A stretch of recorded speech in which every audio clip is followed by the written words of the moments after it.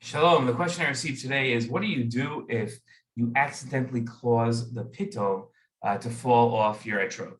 Just to understand the question, an etrog is a citrus fruit that we use on Sukkot, and at the top of the etrog, as it grows in the tree, or the bottom of the etrog, depending on how you look at it, but we maintain it's the top of the etrog. There's a little piece on the top that's a part of the fruit that's called a pitom. This is very fragile and can easily fall off.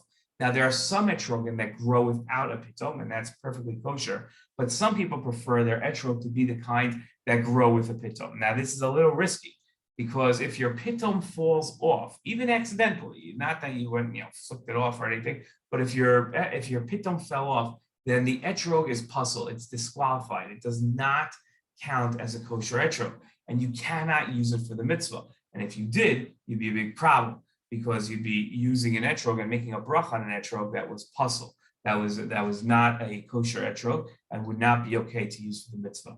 So what happens if you accidentally cause the pitom to fall off the etrog? Let's say you weren't careful with your etrog, or it fell, or somebody bumped into it. Even it was not even your fault, not even your own negligence, but somebody bumped into it. You'd have to get another etrog. Now, on the most of the days of Sukkot, that's not a problem. You can just borrow somebody's etrog. But on the first day of Sukkot, the etrog has to be yours. So if on the first day of Sukkot, before you even get a chance to make the bracha on your etrog, if the pitom fell off and now you don't have an etrog, you can't buy one because it's Yom Tov, you have to go to a friend and ask them if you could borrow their etrog, but you can't borrow because it has to be yours. So what you really ask them is, could you make it a gift?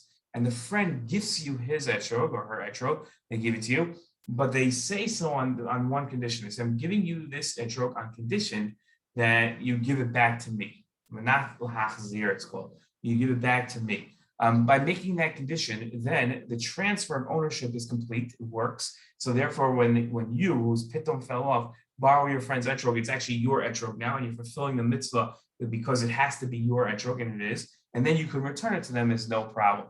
This becomes very tricky if you borrow a child's etrog or a child borrows your etrog, which is highly not advisable. So if your pitom falls off and you have a little sibling or a child or one of your children, you want to use their etrog, that I would not suggest. Or if the situation arises, then you should ask a competent rabbi. But the rest of the days of Sukkot, after the first day, you can borrow somebody's etrog. Okay, shalom.